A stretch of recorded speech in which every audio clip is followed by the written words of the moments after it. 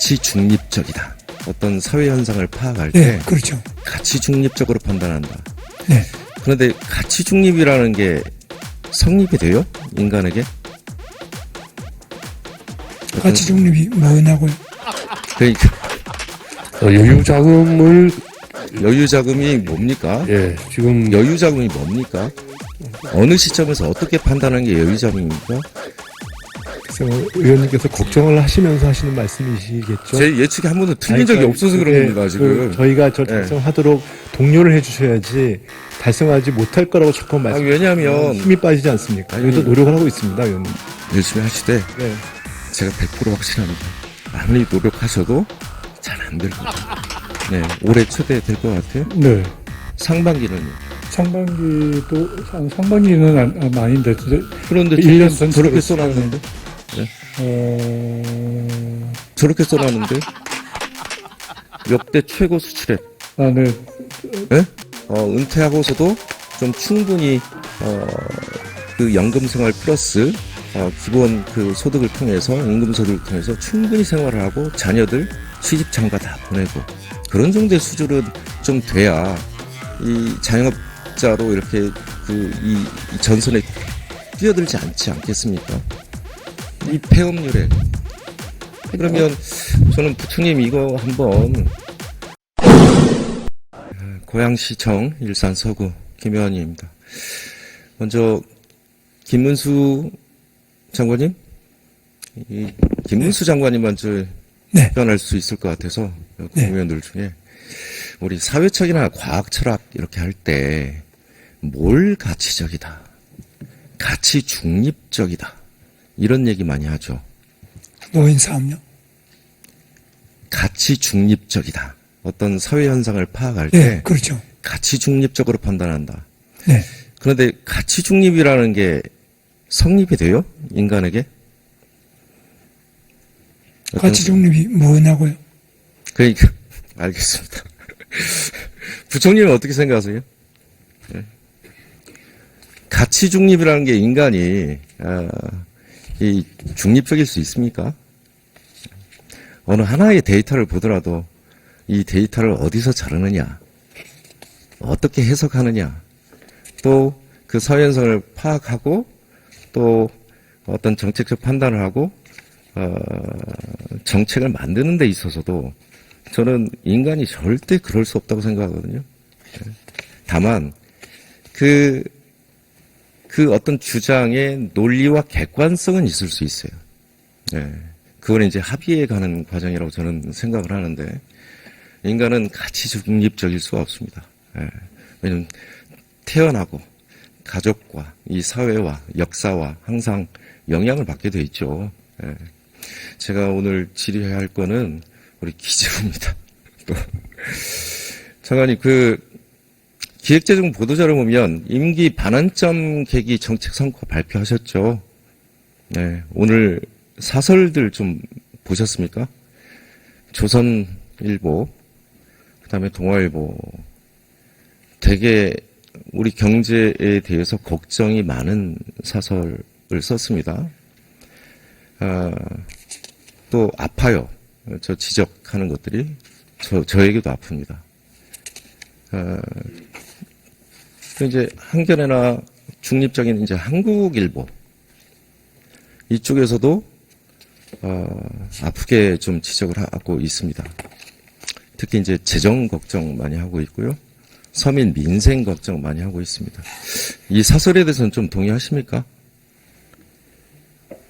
일단은 뭐 저렇게 지적할 수 있다고 생각합니다. 네. 근데 이제 해석의 문제예요. 저는 제가 저 1차관님.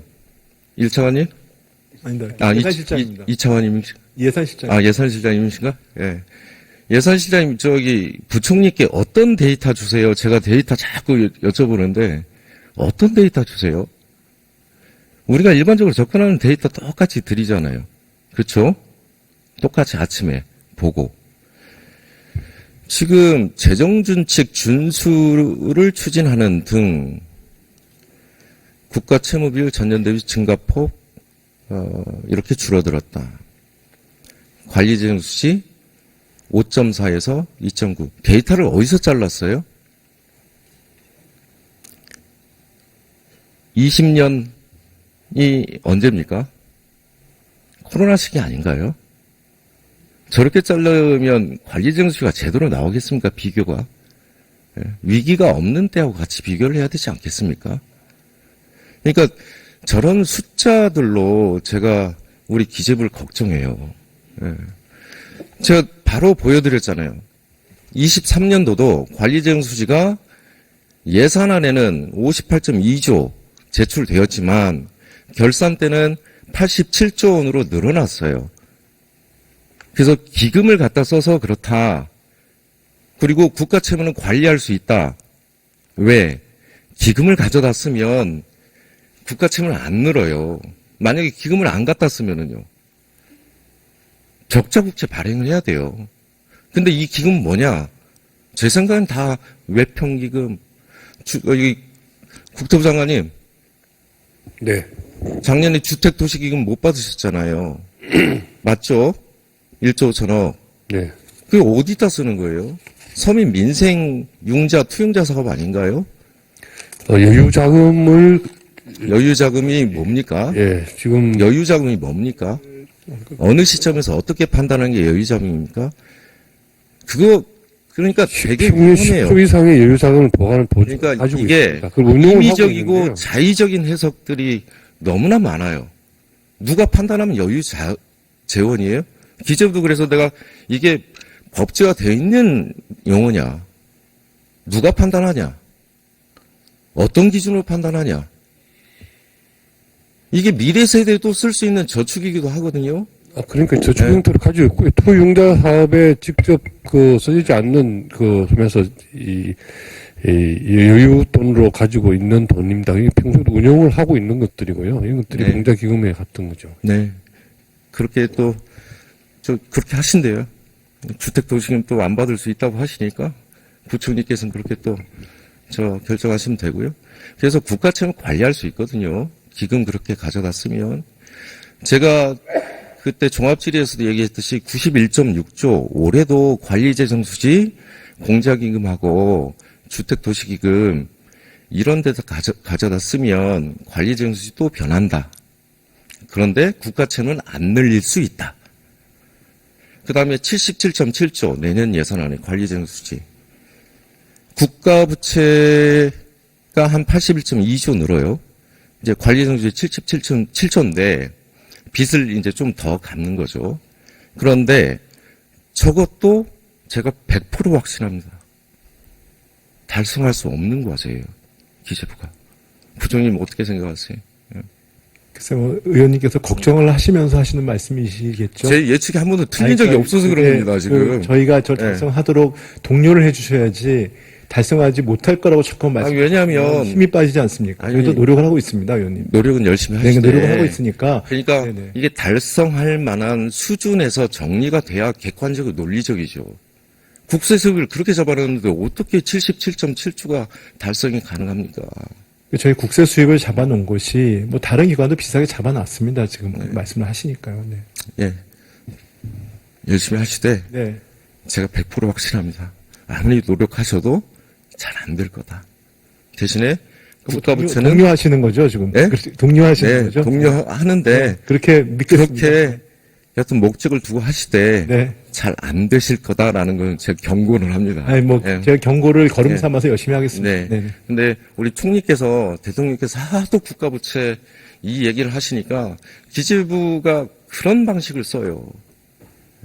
좀 솔직해지고 미래 재원에 대해서는 아껴두고 또 쓸 거는 국회 동의 받아서 같이 쓰고 이렇게 하면 되거든요. 그런데 딱 어떤 기준점들 국가부채 안 늘려야지. 대통령께서 문재인 정부 400조라니까 그 이상은 안 넘어야지.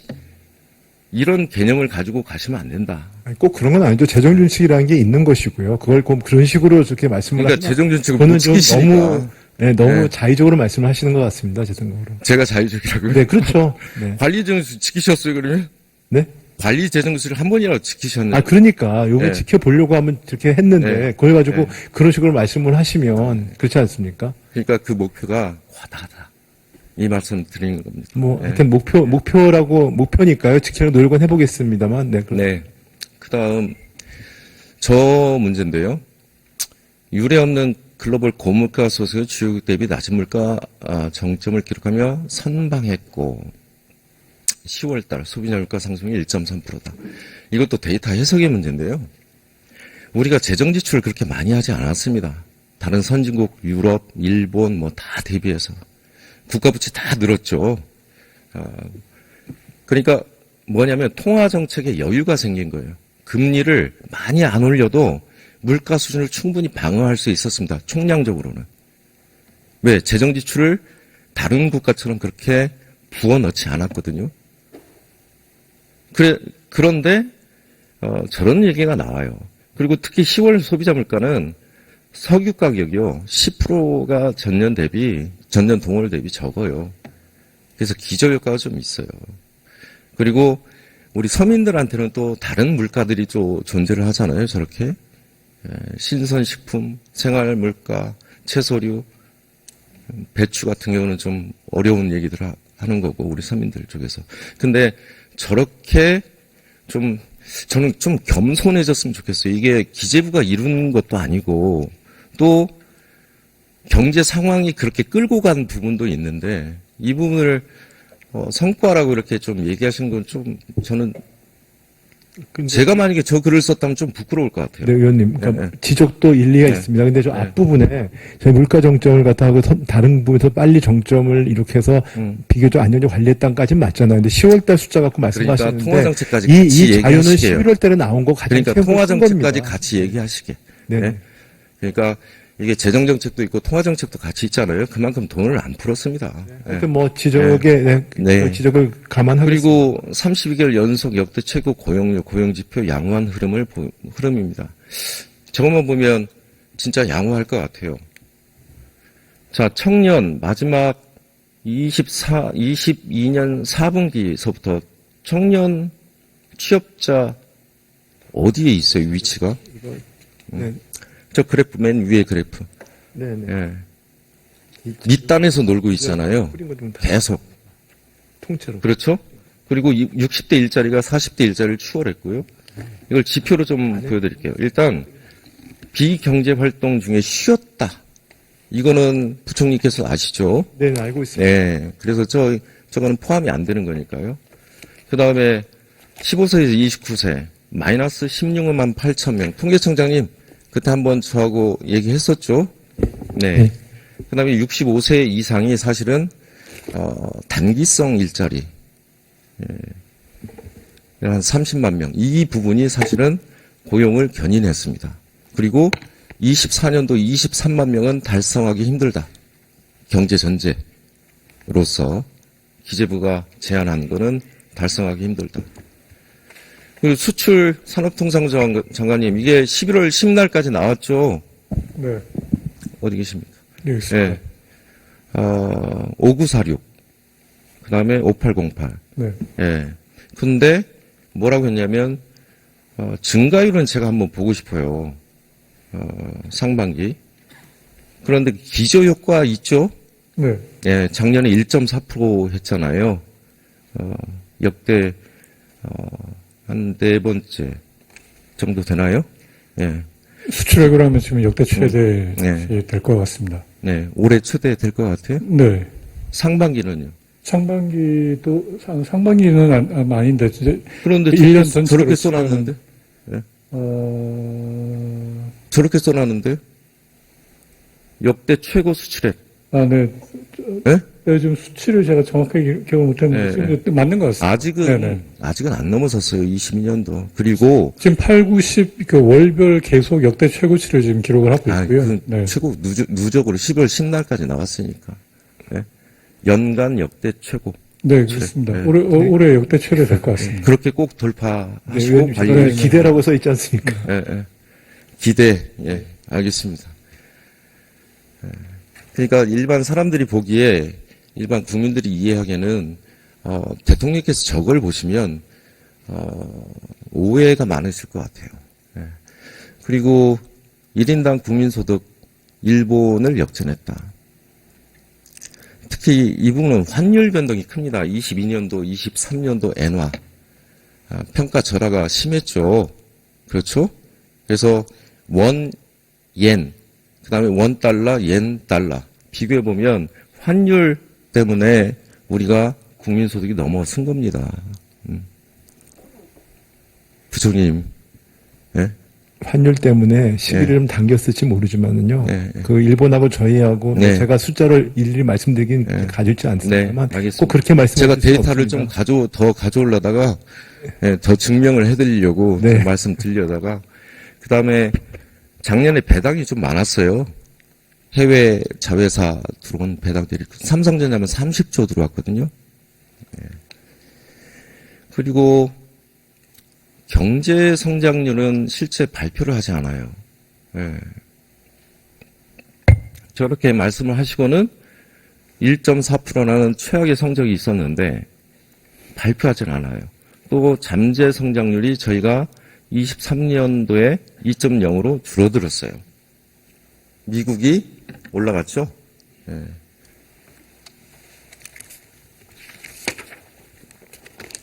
저는 이 부분에 잠재 성장률에 좀 여러 가지 좀 그 이유들이 있다고 생각을 하는데 일단 우리가 인구 구조가 좀 변하는데 큰 영향은 없을 거고요. 주로 이제 캐피탈 스탁, 자본 스탁, 그 국가 정부 쪽에서 재정 지출의 자본 스탁이 저는 중요한 거고 두 번째는 생산성입니다. 생산성도 되게 대한민국의 좀 위협적인 요인 중에 하나예요. 왜 그런지 좀 산업통상자원부장관 생산성이 왜 우리가 자꾸 줄어들까요? 예? 어떻게 판단을 하셔요? 구조적으로. 아무래도 고용에 지금 뭐 이렇게 생산이 좀 떨어지고 있는 부분은 네. 고령화나 이런 부분. 특히 이제 자영업자 비율이 높으면 생산성이 떨어집니다. 네. 그리고 우리나라가 은퇴 지옥 국가입니다. 은퇴해서 조금씩 모아둔 돈을 다 치킨집, 안 되는 치킨집, 또 안 되는 뭐 맥주집, 호프집, 안 되는 음식점, 그 간판가리 하고 있거든요. 그럼 구조적으로 이 자영업자 문제의 구조적인 이 원인들이 그쪽에 있다면 우리가 정부 정책적으로 이분들을 어디 쪽으로 좀 옮겨와야 될 거예요. 일정한 생활 수준을 유지하기 위해서. 중소벤처기업부 장관님 나오세요? 예. 네. 우리 자영업자, 예를 들면, 저는 이제 구조적인 문제 얘기하는 겁니다. 네, 임금 재정 지출을 통해서 얼마든지 지원이 가능한데, 저는 근본적인 구조적인 개혁이 좀 있었으면 좋겠다. 이 부분은 저는 사회적 일자리나 우리가, 은퇴하고서도 좀 충분히, 그 연금 생활 플러스 기본 그 소득을 통해서 임금 소득을 통해서 충분히 생활을 하고 자녀들 시집 장가 다 보내고 그런 정도의 수준은 좀 돼야 이 자영업자로 이렇게 이 전선에 뛰어들지 않지 않겠습니까? 이 폐업률에 그러면 저는 부처님 이거 한번 전체적으로 좀 한번 부처 이렇게 모아서 이 자영업자 구조를 어떻게 좀 구조적으로 좀 탈출시키고 이동을 시킬지 이 문제 좀 고민을 심각하게 좀 해야 된다고 봅니다.